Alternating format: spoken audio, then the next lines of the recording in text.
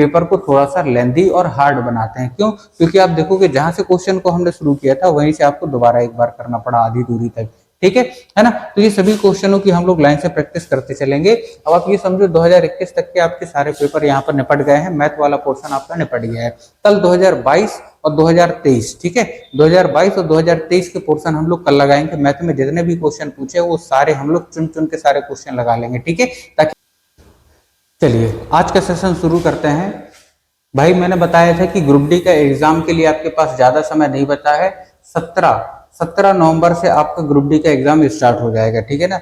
यहाँ पर मैंने क्या किया है कि मैथ के 2018 से लेके 2025 को भी शामिल कर लिया है और 2025 की पूरी मैथ्स की प्लेलिस्ट आपके सामने यहाँ पर मैं रखूंगा और जिसमें चैप्टर वाइज, है ना, चैप्टर वाइज सारे के सारे क्वेश्चन हम लोग कवर करेंगे, ठीक है।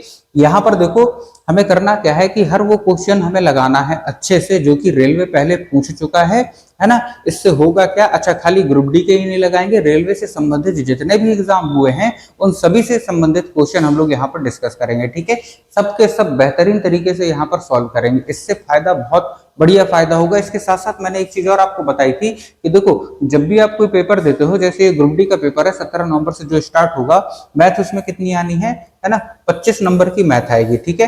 25 नंबर की मैथ में आप ये मान के चलो कि 20 क्वेश्चन जो है वो लगभग सभी बच्चे कर लेंगे, यानी कि मॉडरेट और इजी क्वेश्चन जो होते हैं सभी बच्चे कर लेते हैं। लेकिन सिलेक्शन, ये मैं रोज बताता हूँ आपको, जो सिलेक्शन होगा ये 5 क्वेश्चन दिलवाएंगे जो कि थोड़े से मॉडरेट टू हार्ड लेवल के होते हैं, ठीक है ना। सिलेक्शन ये 5 क्वेश्चन दिलाते हैं आपको। तो मेरे भाई यहाँ पर हम लोग इन्हीं 5 क्वेश्चनों पर ज्यादा फोकस करेंगे क्योंकि सिलेक्शन की तरफ यही हमें आगे ले जाएंगे, ठीक है ना। तो अगर आप सिलेक्शन चाहते हो तो आपको इन 5 क्वेश्चनों पर ज्यादा फोकस करना पड़ेगा क्योंकि बाकी जो इजी और मॉडरेट लेवल के क्वेश्चन आते हैं उन्हें तो लगभग सभी बच्चे अटेम्प्ट कर ही लेते हैं, ठीक है। लेकिन सिलेक्शन हमें ये 5 क्वेश्चन दिलाते हैं, ये आपको सोचकर मेरे साथ पढ़ना है, ठीक है ना। अगर आप इतना सोच के मेरे साथ पढ़ सकते हो तो ध्यान रखना सिलेक्शन आपका नहीं रुकेगा, है ना। यहाँ पर देखो हम लोग आगे चलते हैं। पहले मैं आपको ये बता दूं कि 2018 और 2019 के हमने लगभग सारे क्वेश्चन कंप्लीट कर लिए थे। 2019 में 2-4 क्वेश्चन बचे हैं तो उन्हें आज कर लेंगे और साथ साथ में 2020 को कंप्लीट कर लेंगे, ठीक है ना। चलिए अब देखो यहाँ पर हम लोग शुरू करते हैं क्वेश्चन से, ठीक है। देखो पहला क्वेश्चन क्या है, 1 घंटे का 1 मिनट 20 सेकंड कितना प्रतिशत है, ठीक है। ये जो क्वेश्चन है इन्हें बोला जाता है बिल्कुल सिंपल क्वेश्चन, ठीक है। डायरेक्ट इसमें पूछा है ना, क्या पूछा है, 1 मिनट 12 सेकंड, ठीक है ना। किसका, 1 घंटे का, तो 1 घंटा नीचे आ जाएगा, कितना परसेंट है, मल्टीप्लाई 100% हम लोग लगा देंगे, ठीक है ना। इस क्वेश्चन को सॉल्व करने के लिए करना क्या होता है, यूनिट हमारी क्या होनी चाहिए, सेम होना चाहिए। यूनिट हमारी सारी सेम होना चाहिए। यूनिट मतलब यहाँ मिनट है, यहाँ सेकंड है, यहाँ आर है ना। तो ये चीज हमारी सेम होना चाहिए। या तो सबको मिनट में चेंज कर लो, या सबको आर में चेंज कर लो, या सबको सेकंड में चेंज कर लो, ठीक है। तो यहाँ हम सबको सेकंड में चेंज कर लेते हैं, ठीक है। तो यहाँ देखो यहाँ पर लिखा है 1 मिनट, है ना, 1 मिनट और 12 सेकंड। तो 1 मिनट का मतलब कितना हो गया, 60 सेकंड, ठीक है। 60 सेकंड प्लस 12 सेकंड, तो 60 सेकंड प्लस 12 सेकंड कितना हो जाएगा, 72 सेकंड। तो ऊपर आ गया हमारा 72 सेकंड, ठीक है ना। अब आप देखोगे नीचे 1 घंटा, तो 1 घंटे में अगर मैं कहूं कि कितने सेकंड होते हैं, तो 1 घंटे में 60 मिनट, है ना, और हर मिनट में 60 सेकंड। तो आप कहोगे कि सर 1 घंटे में 60 मिनट और एक और बार 60 का गुणा कर देंगे तो 60 गुणे 60 सेकंड हो जाते हैं 1 घंटे में, है ना। और मल्टीप्लाई 100%, ये साथ में रहेगा ही रहेगा क्योंकि परसेंट में निकालना है। अब आप देखोगे इसे थोड़ा सा सॉल्व कर लोगे तो 2 जीरो ये कैंसिल, 6 36, है ना, और 36 दूनी 72, कितना, 36 दूनी 72, तो हमारा कितना परसेंट आ जाएगा, 2% हमारा आंसर आ जाएगा, ठीक है ना। 2% हमारा आंसर आ जाएगा इसका, क्लियर है, ठीक है। तो ये जो क्वेश्चन होते हैं ये सिंपल क्वेश्चन होते हैं। क्वेश्चनों की हम सब प्रैक्टिस करेंगे, हर टाइप के क्वेश्चंस की प्रैक्टिस करेंगे, ठीक है। लेकिन हमें फोकस करना है अच्छे क्वेश्चनों पर अगर आप नंबर बढ़ाना चाहते हो, ठीक है। देखो ये क्वेश्चन देखो अगला, यहाँ पर लिखा हुआ है एक छोटे पैमाने पर व्यवसाय में निम्नलिखित खर्च होते हैं, खरीद पर 25%, कर्मचारियों के वेतन पर 25%, रख रखाव पर 50%, ठीक है। इसका मतलब क्वेश्चन में क्या दिया है कि एक छोटे पैमाने पर व्यवसाय में उसने 3 टाइप के खर्च बताए हैं हमें। पहला खर्च बताया है खरीद पर, है ना, दूसरा बताया है कर्मचारियों के वेतन देने के लिए 25%, और रख रखाव पर कह रहा है 25% खर्च होते हैं। उसके बाद कह रहा है यदि व्यवसाय 2 लाख रुपए का कुल वेतन चुकाता है, ठीक है ना। अगर व्यवसाय 2 लाख रुपए का कुल वेतन चुकाता है और वेतन का आप देखोगे परसेंट कितना है, 25% है, तो इसका मतलब हम बोल सकते हैं कि 25% की सीधी सीधी वैल्यू दी है कितनी, 2 लाख रुपए। कितनी दी है, 2 लाख रुपए, है ना। तो 2 लाख रुपए का कुल वेतन चुकाता है। वो कह रहा है रख रखाव को कितना खर्च देगा, ठीक है ना। अब हमें पता है कि वेतन को 2 लाख रुपए चुकाता है और वेतन का परसेंटेज कितना दिया है, 25% दिया है। रख रखाव का हमसे पूछा है, रख रखाव का आप परसेंट देखोगे कितना है, 50%, है ना। अब मेरे भाई यहाँ पर 25% का मतलब 2 लाख रुपए है, तो 50% का मतलब 4 लाख रुपए होगा, क्योंकि डबल लगेगा, 25 दूनी 50%, है ना। यानी आंसर कितना होगा, सीधा सीधा आंसर इसी में है 4 लाख रुपए, है ना। 25% के लिए 2 लाख रुपए खर्च होते हैं, तो 50% के लिए 4 लाख रुपए खर्च होगा। क्लियर है ना। चलो अब देखो अगला क्वेश्चन, यदि एक आयत की लंबाई और चौड़ाई क्रमशः 8% और 12% की वृद्धि की जाती है, तो उस आयत के क्षेत्रफल में कितने प्रतिशत की वृद्धि होगी, है ना। ये भी देखो, है ना, ये मॉडरेट लेवल के क्वेश्चन में आ जाते हैं, है ना, ज्यादा कठिन क्वेश्चन नहीं है, सिंपल ही है, सिंपल टू मॉडरेट में, ठीक है। यहाँ पर देखो कह रहा है एक आयत की लंबाई चौड़ाई 8% और 12% की वृद्धि हो जाती है। तो पहले सेशन में मैंने आपको बताया था कि जब भी परसेंटेज घटे या बढ़े और एक से ज्यादा बार घटे या बढ़े और उनका मल्टीप्लाई हो रहा हो, है ना, क्योंकि यहाँ पर किसका क्षेत्रफल का पूछा है, और आयत का क्षेत्रफल हमें पता है क्या होता है, लंबाई इंटू चौड़ाई, ठीक है। तो जब भी परसेंट में दो चीजों का मल्टीप्लाई होता है और सिंपल अगर परसेंट है 8% और 12% है, तो मैंने आपको बताया था क्या लगा देना है, plus minus A plus minus B plus minus A B upon 100, ठीक है ना। ए का मतलब 8, बी का मतलब 8, जो प्लस में होगा प्लस में रखेंगे, जो माइनस में होगा माइनस में रखेंगे, ठीक है ना। तो 8% की वृद्धि प्लस 12% की वृद्धि, दोनों प्लस में है तो प्लस प्लस प्लस होगा, 12 8 96, है ना, बटा 100। तो आप देखो ये कितना हो गया, 12 8 20 प्लस ये हो जाएगा 0.96। अब 20 प्लस 0.96 कितना हो जाएगा, 20.96 आंसर हो गया इसका। क्लियर है ना। चलो अगला क्वेश्चन देखते हैं। देखिए, एक चुनाव में एक उम्मीदवार 75% वैध मतों से विजयी हुआ, ठीक है। कितने परसेंट वोट से जीता, 75% वोटों से विजयी हुआ। कुल 5,60,000 मतों में से 15% मत अवैध थे। वेरी गुड, है ना। तो यहाँ पर आप देखोगे टोटल, है ना, टोटल वोटर्स हमें दिए हैं कि टोटल वोटर्स कितने हैं, 5,60,000, ठीक है। अब 5,60,000 में कह रहा है कि यहाँ पर 15% क्या है, अवैध है। 15% अवैध है, तो इसका मतलब बचे कितने, 85/100, 85% क्या हो जाएंगे, ये हो जाएंगे वैध, क्या हो जाएंगे, वैध वोट हो जाएंगे, है ना। विजयी उम्मीदवार को कितने वोट मिले, है ना, वोटों की संख्या बताना है विजयी उम्मीदवार की। तो हमें शुरुआत में दिया गया था कि विजयी उम्मीदवार को कितने परसेंट वोट मिले थे, 75%, है ना। वैध परसेंट हमने निकाल लिए 85/100। अगर इसमें हम 75% और निकाल दें तो जो जीता उसे 75% मिले, तो वैध वोट बताओ कितने मिले, तो 75/100 कर दिया इसी में, ठीक है। तो अब आप यहाँ पर देखोगे 25 या 75, 25 चौके 100, ठीक है। 4 से अगर आप इसे काटोगे तो 4 एकम 4, 4 चौके 16 और ये 4 जीरो, तो आप देखोगे ऊपर कितना आ गया, 1,40,000 गुणे 85 गुणा 3, नीचे अभी 100 है, ठीक है।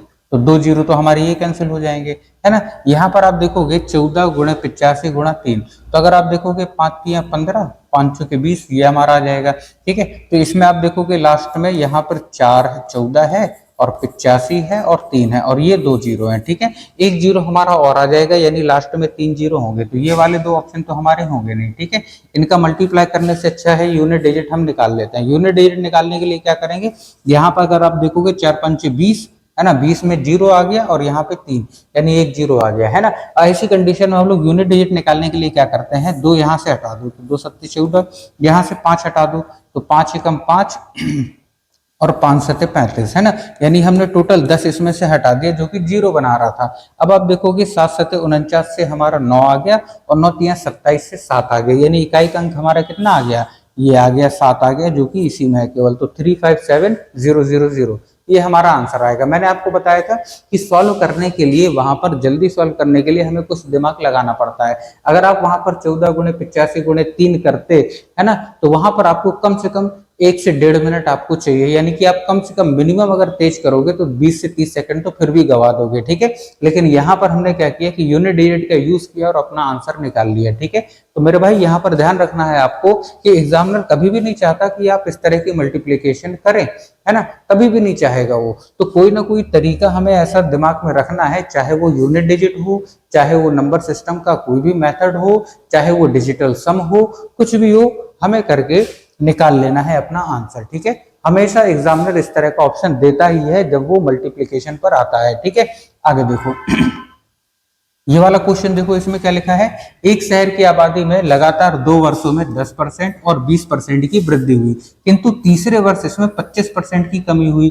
तीसरे वर्ष में जनसंख्या और 3 वर्ष पूर्व की जनसंख्या का अनुपात ज्ञात कीजिए, ठीक है। अब यहाँ पर देखो क्या है कि कोई जनसंख्या की वैल्यू हमें नहीं दी है, ना शुरुआत की ना बात की, ठीक है। तो यहाँ पर पहले देखो 2 वर्षों में 10% और 20% की वृद्धि हुई। 10% का मतलब कितना होता है, अगर मैं कहूँ 10% का मतलब कितना होता है, 1/10, है ना। वृद्धि होगी तो कितनी हो जाएगी, 10 + 1 11/10, बात ठीक है ना। उसके बाद देखो 20%, 20% का मतलब कितना होता है, 1/5, ये भी वृद्धि हो रही है तो 6/5 हो गया, है ना।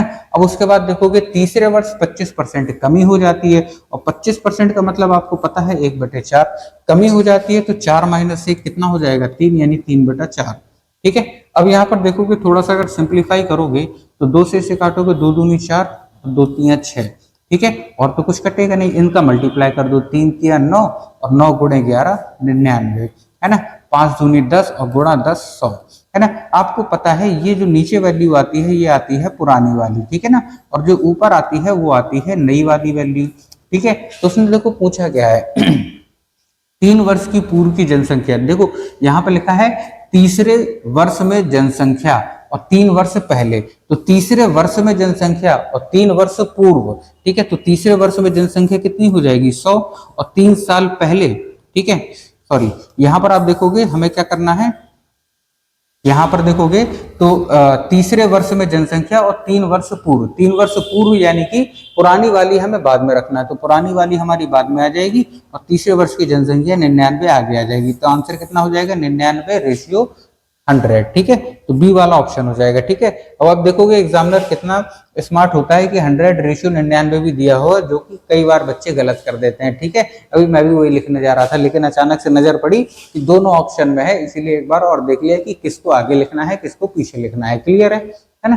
चलो आगे देखो, ये देखो इस क्वेश्चन में क्या है, किसी स्कूल में लड़कों और लड़कियों की संख्या का अनुपात 3:2 है, ठीक है। तो यहाँ पर हम लिख लेते हैं बॉयज रेशियो गर्ल्स, ये कितना दिया है, 3:2, क्लियर है। यदि 20% लड़कों और 25% लड़कियों को छात्रवृत्ति प्राप्त होती है, ठीक है। तो आप देखोगे यहाँ पर 20% लड़के और 25% लड़कियों को छात्रवृत्ति मिलती है, ठीक है ना, इन्हें क्या हुई, छात्रवृत्ति मिली। तो कितने प्रतिशत छात्रों को छात्रवृत्ति प्राप्त नहीं हुई, है ना। तो हमें लिखाना है कितने को नहीं मिली है। तो हमें पता है कि 20% को अगर मिली है तो इसका मतलब 80% को नहीं मिली, यहाँ 25% को मिली है, इसका मतलब लड़कियों में 75% को नहीं मिली, बात क्लियर है। अब यहाँ पर आपको एक काम करना है, क्वेश्चन को सिंपल बनाने के लिए, सिंप्लीफाई करने के लिए, यहाँ जो 3:2 दिया है यहाँ पर 2 जीरो हम अपने मन से बढ़ा सकते हैं, ठीक है ना। तो लड़कों की संख्या 300 और लड़कियों की संख्या कितनी हो जाएगी, 200 हो जाएगी, ये आप अपने मन से मान सकते हो, इसमें कहीं कोई दिक्कत नहीं है, ठीक है। अब आप देखोगे 300 + 200 कितने बच्चे हो गए, टोटल 500 बच्चे हो गए, ठीक है। हमें निकालना है कितनों को छात्रवृत्ति नहीं मिली। तो आप देखोगे यहाँ पर लड़कों में 80% को नहीं मिली, तो 300 का 80% कितना हो जाएगा, 8 × 24, यानी कि 240, प्लस लड़कियां कितनी है 200, और 200 में 75% को नहीं मिली, तो 200 का 75%, 200 × 75/100, है ना, यानी 75 दूनी 150, तो इतने को नहीं मिली। यानी अगर आप टोटल बच्चे देखोगे तो 240 + 150 कितना हो जाएगा, 390, ठीक है। 390 बच्चों को नहीं मिली है ना। हमें यहाँ पे निकालना है परसेंटेज, तो 390 बच्चों को नहीं मिली है, कितने में से, टोटल बच्चे हो गए थे हमारे कितने, 500 बच्चे हो गए थे, ठीक है ना। और मल्टीप्लाई 100%, ये निकल आएगा परसेंट हमारा, है ना। अब आप देखोगे 2 जीरो ये कैंसिल, 5 से 390 को डिवाइड करोगे तो कितना आ जाएगा हमारा, 5 × 7 = 35, ठीक है ना। 5 सत्ते 35, ठीक है। बचा कितना हमारा 5 सत्ते 35, 5 4 9 5 अट्ठे 40, यानी कि 78% हमारा क्या हो जाएगा, आंसर हो जाएगा, ठीक है ना। तो ये जो क्वेश्चन होते हैं ये मॉडरेट लेवल के क्वेश्चन होते हैं जिनमें थोड़ी सी हमें कैलकुलेशन करनी पड़ती है ना। इसी क्वेश्चन को थोड़ा सा अगर और मॉडिफाई कर दिया जाए तो ये मॉडरेट से हार्ड लेवल में चला जाता है, ठीक है ना। चलिए आगे देखो अगला क्वेश्चन।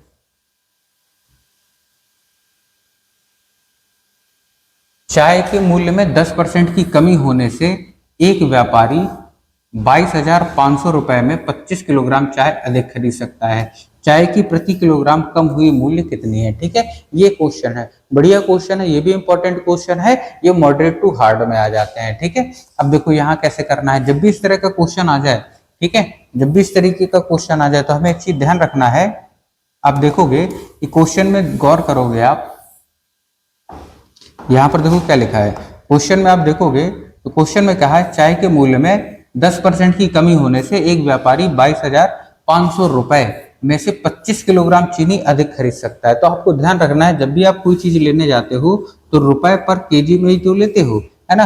अब रुपए पर केजी में लेते हो तो सॉल्व करने के लिए रुपए पर केजी में ही इसे लिख दोगे, आराम से आंसर आ जाएगा। इस क्वेश्चन की ना तो कभी लैंग्वेज चेंज होती है, ना तो कभी कोई मतलब शब्द चेंज होते हैं, केवल और केवल ये परसेंटेज और ये संख्याएं बदल जाती हैं बस, ठीक है। तो आपको ध्यान क्या रखना है, अगर आप रुपए पर केजी में अगर आप वैल्यू रख दोगे तो डायरेक्ट आपका आंसर आ जाएगा, ठीक है। हमें निकालना है उसका कम किया हुआ मूल्य, यानी कि क्या निकालना है, नया मूल्य, ठीक है, नया वाला प्राइस निकालना है। तो रुपए आप देखोगे कितना रुपए दिया है, 22,500, ठीक है, अपॉन केजी कितना 25 किलोग्राम, ठीक है ना, मल्टीप्लाई कितना परसेंट, 10% कम किया है, तो हमें कम ज्यादा कुछ नहीं करना है, डायरेक्ट 10% लिख देना है, ठीक है। ना तो 90/100 लिखना है ना कुछ लिखना है, क्यों नहीं लिखना है अभी मैं बता रहा हूँ, ठीक है। तो यहाँ पर आप 10/100 कर दोगे, तो यहाँ से जब आप इसे सॉल्व करोगे, 2 जीरो से ये कैंसिल, 5 से काटोगे, 5 पन्ना 25, 5 चौके 20, 5 पन्ना 25, 5 से ये कट जाएगा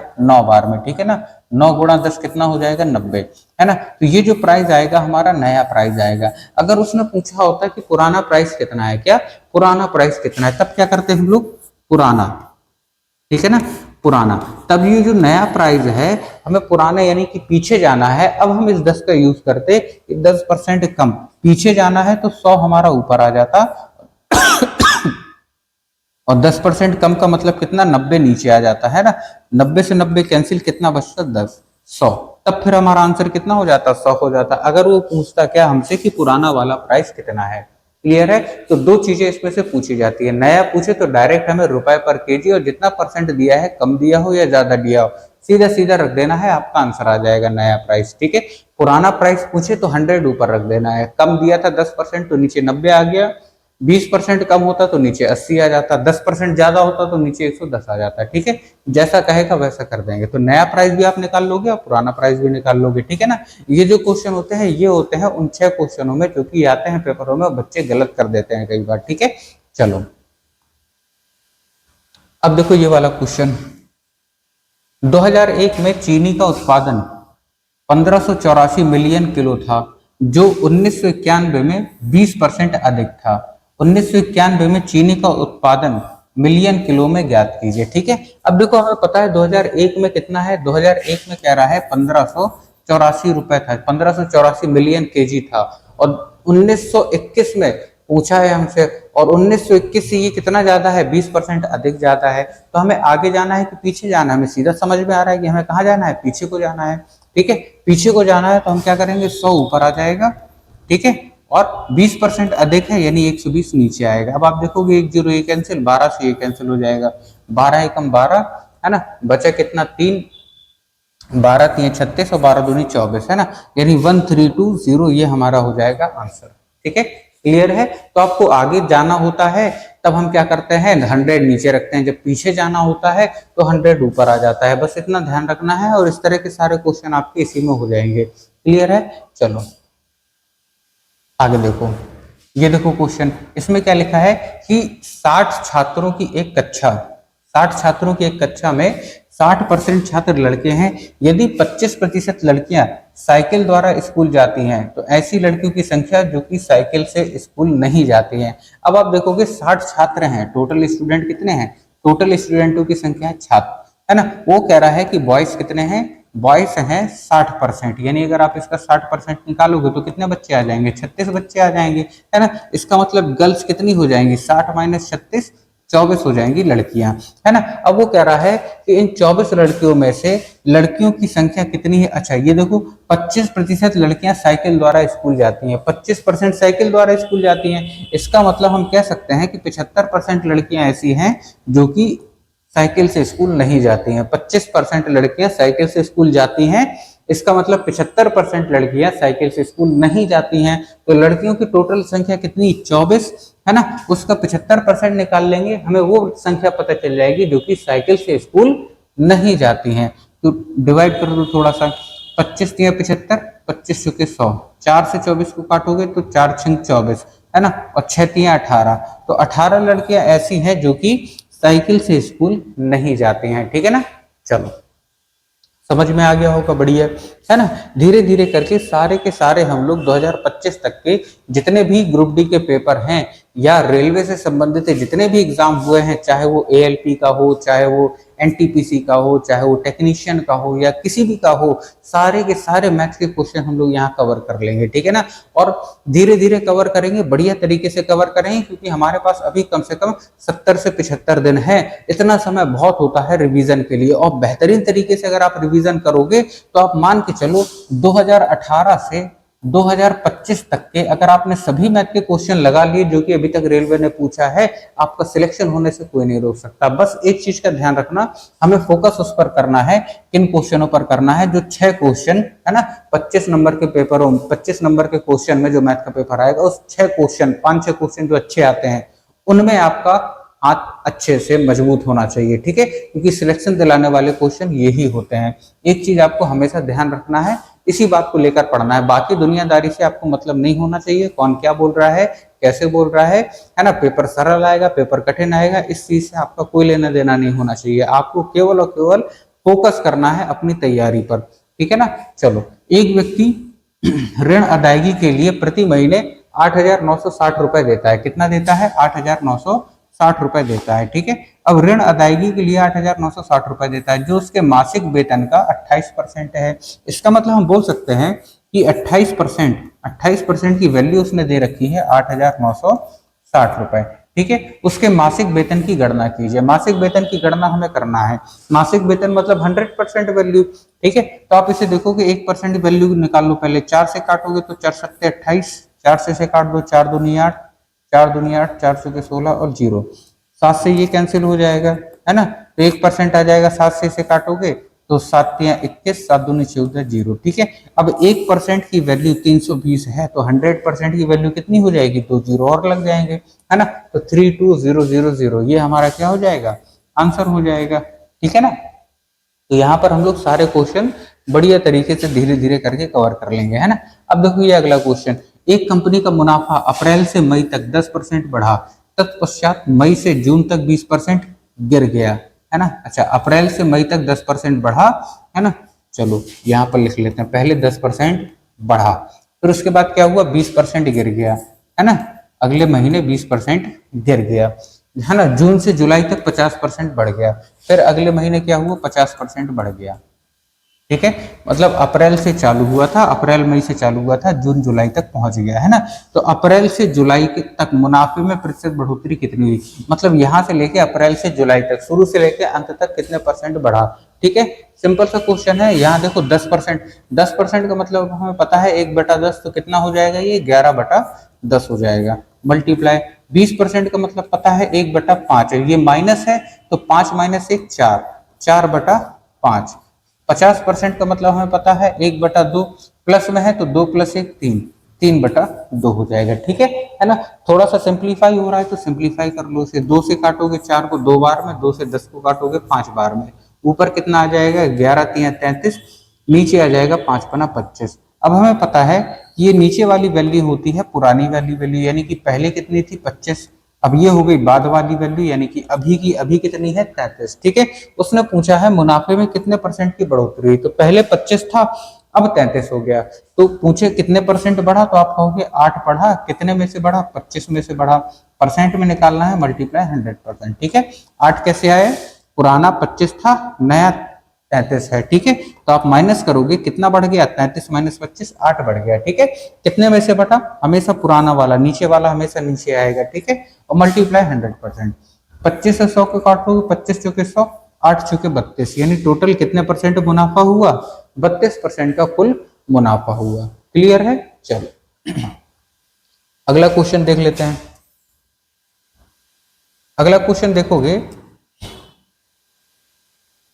एक आयत की लंबाई और चौड़ाई में क्रमशः 15% और 10% का बदलाव किया, ठीक है ना। सेम उसी तरह का क्वेश्चन है जो हमने शुरुआत में लगाया था, 15% 10% का बदलाव हुआ, तो आयत के क्षेत्रफल में कितने परसेंट की वृद्धि हुई। हमें पता है आयत का क्षेत्रफल क्या होता है, लंबाई इंटू चौड़ाई, दोनों परसेंट में दिया है ना। तो हम क्या करेंगे, लंबाई प्लस में, चौड़ाई माइनस में, तो 10 लिख दिया माइनस में, और प्लस माइनस माइनस, है ना, 15 गुणा 10/100।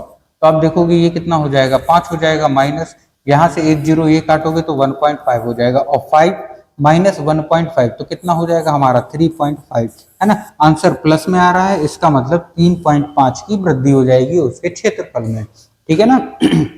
बड़ी आसानी से आप ये कर सकते हो, कोई दिक्कत की बात नहीं है। चलिए अगला क्वेश्चन देखो। अगला क्वेश्चन देखो, एक गांव में लड़के और लड़कियों का अनुपात, एक गांव में लड़के और लड़कियों का अनुपात 3:2 है, ठीक है। तो यहाँ पे लिख लेते हैं 3:2 है, ठीक है ना, इसका बॉयज और गर्ल्स का, ठीक है ना। उसके बाद लिखा है यदि लड़के 30% और लड़कियां 70% एक परीक्षा में उपस्थित होते हैं, तो उपस्थिति का परसेंट हमें दिया है, लड़के कितने 30% और लड़कियों का हमें दिया है कितना 70% है, ठीक है ना। यानी कि 3 में से 30% लड़कियां उपस्थित होते हैं और लड़कियों में 70% लड़कियां उपस्थित होती हैं, है ना। तो परीक्षा में कितने लोग उपस्थित थे और कितने अनुपस्थित थे, यानी कि कितने लोग प्रेजेंट थे, रेशियो कितने लोग अनुपस्थित यानी एब्सेंट थे, इनका अनुपात हमें ज्ञात करना है, ठीक है। बहुत अच्छे। यहाँ पर आप देखोगे जब भी ऐसा क्वेश्चन आएगा, मैंने अभी थोड़ी देर पहले बताया था, ठीक है, कि हम क्या करेंगे हम क्या करेंगे, यहाँ पर 2 0 अपने मन से बढ़ा लेंगे, ठीक है। इधर भी बढ़ा लिए, इधर भी बढ़ा लिए, टोटल बच्चे कितने हो गए 500, टोटल बच्चे कितने हो गए 500 बच्चे हो गए। अब अगर मैं ये कहूं कि 300 लड़कों में 30% बच्चे उपस्थित थे, तो 300 का 30% कितना आ जाएगा, 300 का 30%, 3 के 9 90, है ना। तो 90 बच्चे प्रेजेंट थे, 90 बच्चे प्रेजेंट थे। और यहाँ आप देखोगे 200 में 70%, तो 200 में 70% कितना 140, तो 140 लड़कियां प्रेजेंट थी। यानी अगर आप देखोगे टोटल प्रेजेंट कितने हो गए 90 + 140, ठीक है 230, तो 230 बच्चे प्रेजेंट थे। अब मेरे भाई अगर प्रेजेंट बच्चों की संख्या 230 है, तो इसका मतलब एब्सेंट कितने हो गए होंगे, एब्सेंट हो गए होंगे कितने, टोटल 500 थे, 230 प्रेजेंट थे, तो घटा दोगे तो कितने बच्चे एब्सेंट हुए पता चल जाएगा। तो 500 माइनस 230 कितना बचा 270, है ना। तो ये रेशियो हमारा आ गया, 0 से 0 कैंसिल कर दोगे, यानी कि 23:27। तो आंसर कितना हो जाएगा 23:27 हमारा आ जाएगा, कि कितने बच्चे प्रेजेंट थे और कितने बच्चे एब्सेंट थे। क्लियर है ना। चलो उसके बाद देखो अगला क्वेश्चन, यहाँ पर आप देखोगे यहाँ पर आप देखोगे एक आदमी के पास कुछ धन है, ठीक है, एक आदमी के पास कुछ धन है, अगर उसका 20% एक सामान खरीदने में तथा शेष का 5% यातायात पर खर्च करता है और रुपए 120 उपहार के रूप में देता है, अगर 1400 उसके पास बच जाते हैं, तो यातायात पर कितना रुपए खर्च किए, ठीक है ना। ये जो क्वेश्चन आते हैं ये वाले क्वेश्चन रहते हैं उन्हीं 6 क्वेश्चनों में शामिल होते हैं, ठीक है। पिछले वाला क्वेश्चन जो हमने किया था ये भी उन्हीं 5-6 क्वेश्चनों में शामिल होता है ना। ये वाला क्वेश्चन है ये भी उन्हीं 5-6 क्वेश्चनों में शामिल होता है, ठीक है ना। अब देखो इसे कैसे करना है, यहाँ पर आप देखोगे क्या लिखा है, यहाँ पर लिखा है कि एक आदमी के पास कुछ धन था, हमें नहीं पता कितना धन था, तो हमने मान लिया x धन था उसके पास, ठीक है। अगर उसका 20% सामान खरीदने में और शेष का 5% यातायात पर, अब 20% का उसने सामान खरीद लिया तो उसके पास बचा कितना 80%, यानी 80/100, ठीक है। उसके बाद उसने क्या किया 5% यातायात पर खर्च कर दिया, यातायात पर खर्च कर दिया, तब कितना बचा 95/100, ठीक है ना। शेष लिखा हुआ है इसीलिए माइनस करते हुए चलेंगे। उसके बाद कह रहा है कि 120 रुपए उपहार के रूप में दे देता है। अब यहाँ पर परसेंट नहीं दिया है, यहाँ रुपए दिया है, 120 रुपए उपहार पर दे देता है ना। तो यहाँ पर 120 रुपए, अगर ये जो बचा हमारा, ये हमारा क्या बचा, ये हमारा शेष बचा, ठीक है। 120 रुपए और माइनस कर देंगे तो उसके बाद हमारे पास जो बचा अमाउंट है ये हमें दिया हुआ है कितना, 1400, है ना। और इक्वल में कितना आ जाएगा, 1400 रुपए आ जाएगा जो कि बचा। यहाँ पे ये शेष बचा और इधर पूरा शेष हमें दिया हुआ है, ठीक है। तो बराबर में 140 हो जाएगा। तो यहाँ आप देखोगे, थोड़ा सा सॉल्व कर लो तो 1 0 से 1 0 ये कैंसिल हो गया। 4 से काटोगे तो 4 दूनी 8, 4 से काटोगे तो 25, ठीक है। 5 से काटोगे तो 5 पना 25, 5 से काटोगे तो 5 एकम 5, 4 9, 5 9 45। 2 से 10 को काटोगे तो कितना आ जाएगा, 5। यानी x बराबर आप अच्छा x मल्टीप्लाई आप देखोगे 19 बटे यहाँ पे 5, यहाँ 5, कितना आ जाएगा, 25, ठीक है। और ये जो 120 है ये इधर आएगा तो जुड़ जाएगा, तो ये कितना बचेगा हमारा, 100 मतलब 1400 माइनस 120 कितना हो जाएगा, 1520। अब आप देखोगे x बराबर कितना हो गया, 1520 मल्टीप्लाई 25 बटे 19, ठीक है ना। अब आप देखोगे यहाँ पर तो ये कितना हो जाएगा हमारा, 19 से अगर इसे काटोगे, है ना, तो ये कट जाएगा आपका 80 बार में, ठीक है ना।